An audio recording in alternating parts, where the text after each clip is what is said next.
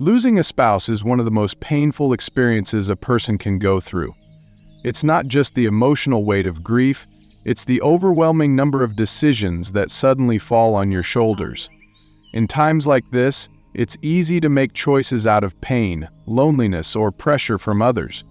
But some decisions can lead to unnecessary regrets, financial difficulties, or even emotional setbacks that make healing even harder. The truth is, while grief is personal, there are certain things you should always think twice about before saying yes to. In this video, we'll discuss 5 things you should say no to after losing a spouse, mistakes that many people unknowingly make, only to realize later that they weren't truly ready. These are the pitfalls that can make an already difficult time even more complicated. By knowing them in advance, you can protect your emotional, financial, and physical well-being. Stay with me until the end because these insights aren't just about avoiding mistakes. They're about making sure you navigate this chapter of your life with clarity, dignity, and the support you deserve. Now, let's get started. Number 1. Making big financial decisions too soon. Remember when you and your spouse would sit at the kitchen table, poring over bills or dreaming up that big trip you'd take someday? Maybe you'd laugh about splurging on a fancy dinner or sketch out plans for a cabin by the lake. After they're gone, those money matters fall squarely on you, and it's tempting to jump in fast, sell the house, shift investments, or hand out cash to feel some control. The silence where their voice once weighed in can push you to act, to fill the void with decisions. But here's a warm truth from those who've been there. Rushing into big financial moves right after a loss can stir up more trouble than peace. It's like trying to mend a quilt with shaky hands. You might drop more stitches than you fix. For older adults, this hits close to home. Maybe you're in your 70s, like Margaret was at 74 when her husband passed. Friends nudged her to downsize quick. Less upkeep, they said, a fresh start. So, she sold their home of 40 years, the one with the squeaky porch step and the rose bushes he'd tended with such care. A few months later, settled in a small apartment miles away, she missed it all, the neighbors who'd wave, the walls that held their laughter, even the mailbox with its chipped paint. She told me, "I wasn't thinking straight, I just wanted the pain to stop." Her story's a soft reminder, grief muddies our clarity, especially when we're older and used to leaning on a partner for big calls. At our age, we've built a life together brick by brick. Tearing it apart too soon feels like losing them twice. Stats back this up. Research from the National Institute on Aging shows stress from loss can fog decision-making for up to a year or more in seniors. And then there's the world out there, folks who spot a widow or widower and swoop in with golden investment tips or pushy sales, promising the moon. I've heard of retirees losing savings to scams because they sign papers in a haze, their judgment softened by sorrow. Even giving money away too soon, say to grandkids for college or a charity you both loved, can leave you stretched thin when you need it most, like covering those rising healthcare costs we all face later on. One friend cashed out early to help her son, only to struggle with her own bills later. Grief had blurred the math. So what's the gentle wisdom here? Wait, give yourself a year, what some call the 1-year rule, before locking in anything big. Talk to a financial advisor you trust, someone who sees the long game, your game, not just numbers on a page. Margaret wishes she'd paused, maybe sat on that porch one more season to think it over, and maybe you can. Life lessons from the elderly whisper, there's no rush when your heart's still mending. Take it slow, like savoring a cup of tea. Let the steam rise before you sip, and you'll find the warmth you need without the burn. Have you ever made a money choice you later wished you'd slept on, or one you're proud you waited out? Share it in the comments, I'd love to hear your take. Number 2, isolating yourself from friends and family. Think back to those Sunday dinners, the table groaning with food, your spouse carving the roast, and the grandkids giggling over mashed potatoes, sneaking extra rolls under the napkin. The kitchen smelled of gravy and love, a chorus of voices filling the air. After they're gone, it's easy to pull the curtains shut and tell yourself you need space. I get it, grief feels like a solo journey, especially when you're in your 70s or 80s and getting out seems harder with creaky knees or a tired spirit. The quiet can feel like a blanket at first, but shutting the door too long can dim the light you need most. It's as if the world keeps spinning, but you're stuck watching through a foggy window.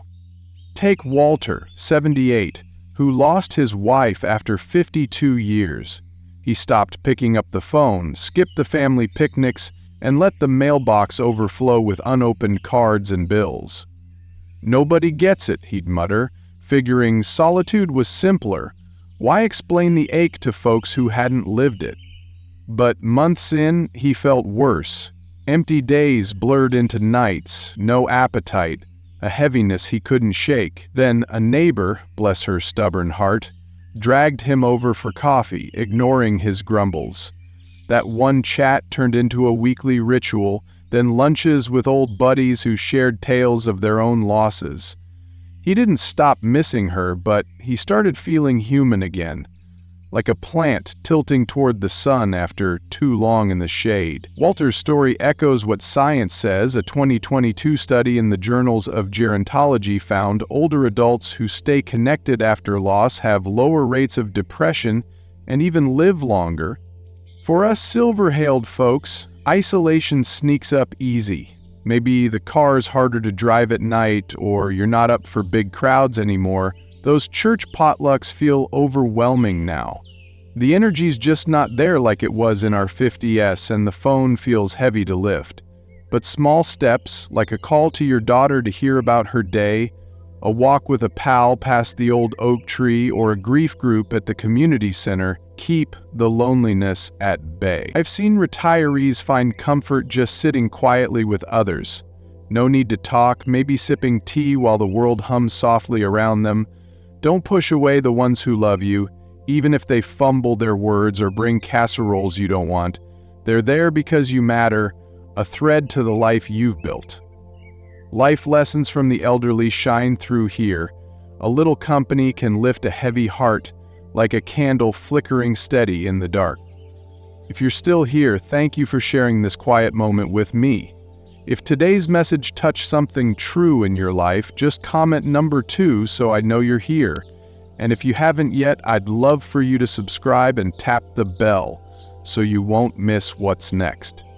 This channel is a gentle space where experience matters, kindness is shared, and growing older means something. I'm truly grateful you're here. Number 3, ignoring your own health and well-being. Remember how your spouse would nag you to eat your greens or bundle up in the cold? Maybe they'd sneak an extra carrot onto your plate or dig out that wool scarf from the hall closet. Without them, it's tempting to let those habits slide.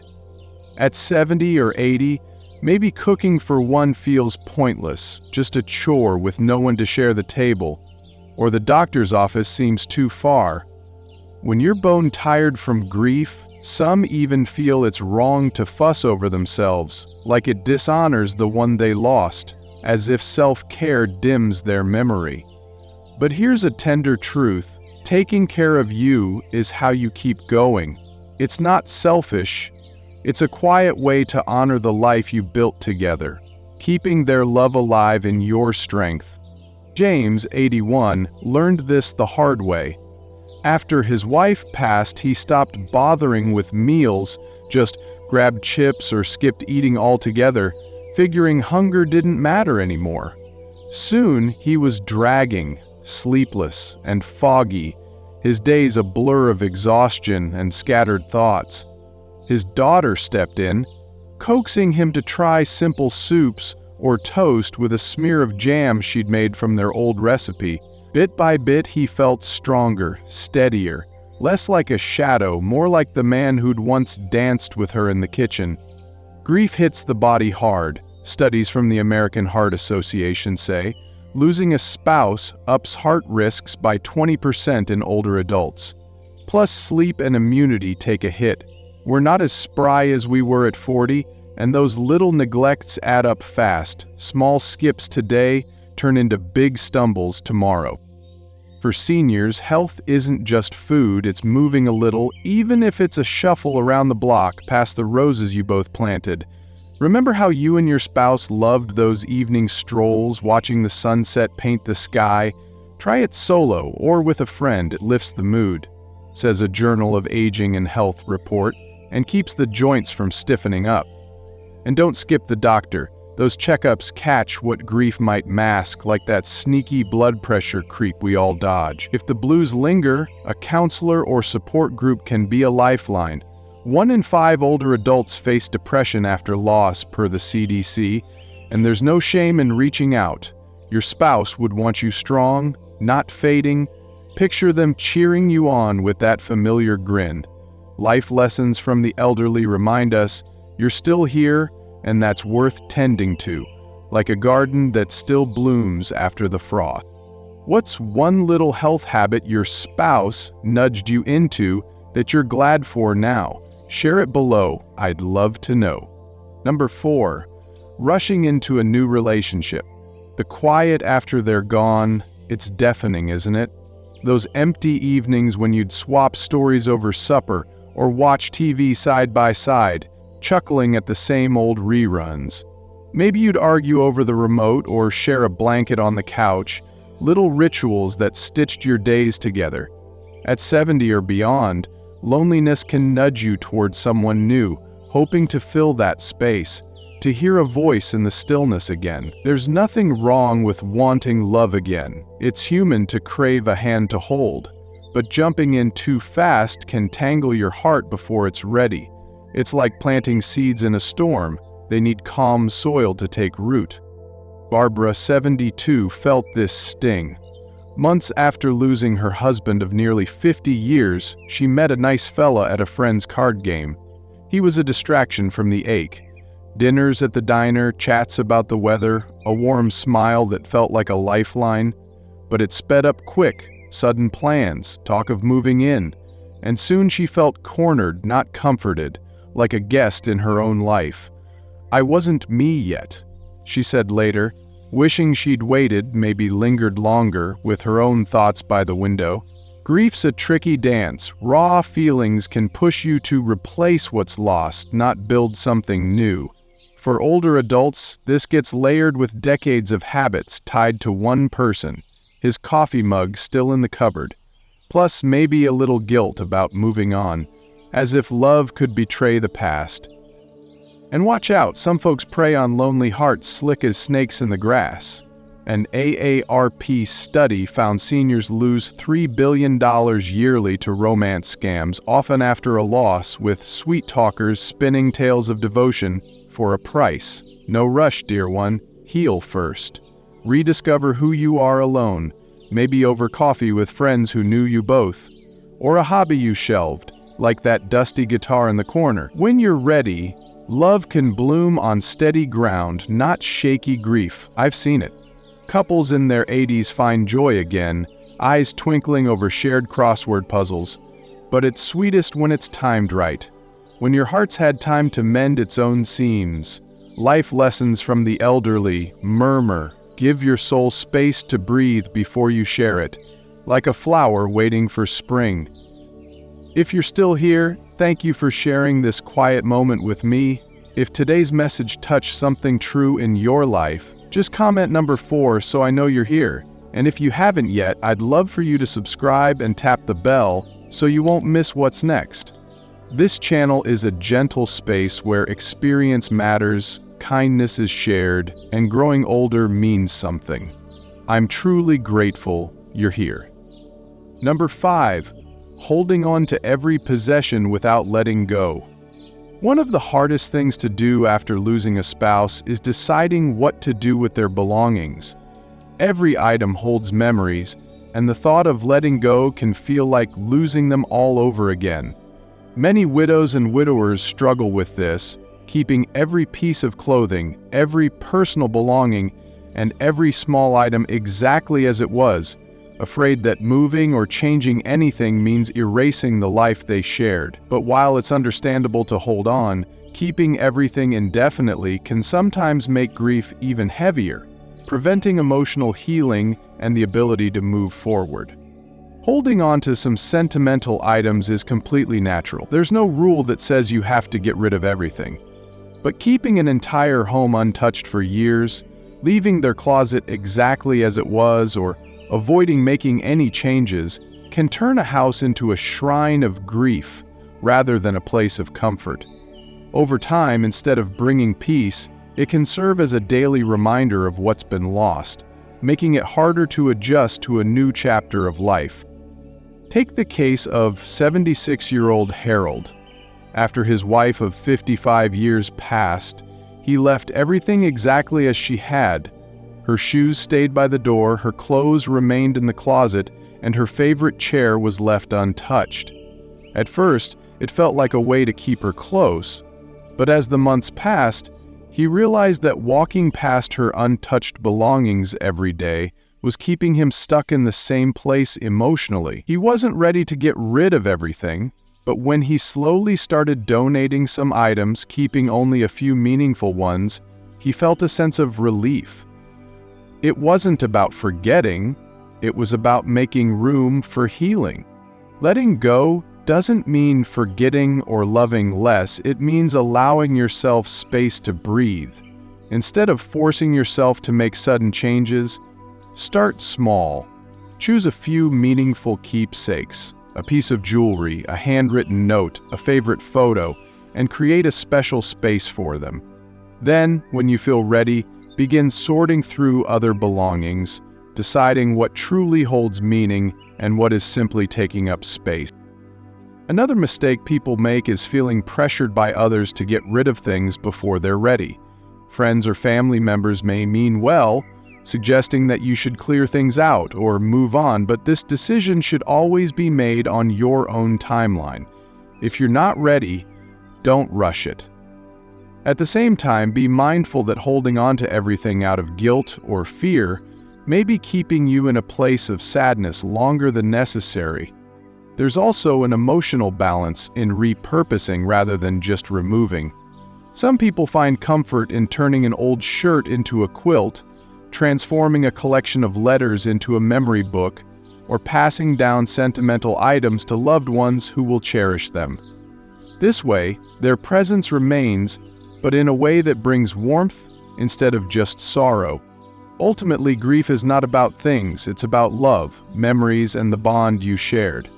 No object can replace a person, but clinging to everything they owned won't bring them back either. Letting go in small and thoughtful ways is not an act of forgetting, it's a step toward honoring their memory while also making space for your own healing. Moving forward doesn't mean moving away from them, it simply means carrying them with you in a way that allows both love and life to coexist. What's one keepsake you've held on to that warms your heart, or one you let go that freed you? Share it below, I'd love to hear. Final thoughts. Losing a spouse is one of the hardest roads we walk in life. It turns everything upside down, your daily routines, the way you see each day, even how you dream about tomorrow. When you're in the thick of that sorrow, it's easy to forget that the choices you make can either lift you up or weigh you down as you try to find your footing. That's why it's worth pausing to say no to a few things like rushing into big money decisions, shutting out the folks who care, letting your health slip, jumping into a new romance too quick, or holding tight to every little thing without letting some go. These steps can make all the difference in carrying on with a bit of strength and clear-headedness. Grief doesn't punch a clock, it takes as long as it takes, and there's no perfect way to get through it, but here's what I've seen time and again. Steering clear of these stumbles can help you find your way through this tough season while keeping your heart and your future safe. Healing isn't about forgetting them, and moving ahead doesn't mean leaving them behind. It's about holding their memory close in a way that lets you live on with meaning, a touch of peace, and maybe even a smile or two down the road. What hit home for you today? Was there one piece of this that felt like it was speaking right to you? We'd love to hear your thoughts, so drop a line in the comments below, maybe something you picked up today or how you might use it in your own life. Your words mean the world to us, and reading them keeps us going, eager to share more with you. If this struck a chord and helped even a little, give it a thumbs up, hit that subscribe button, and pass it along to someone who might need it. Your support keeps us making these videos to lift and guide you. Thanks for being here. We'll see you next time. And let me leave you with an old saying that stuck with me. A smooth sea never made a skilled sailor. You've weathered storms before, and you've got the know-how to sail through this one too. Steady as you go.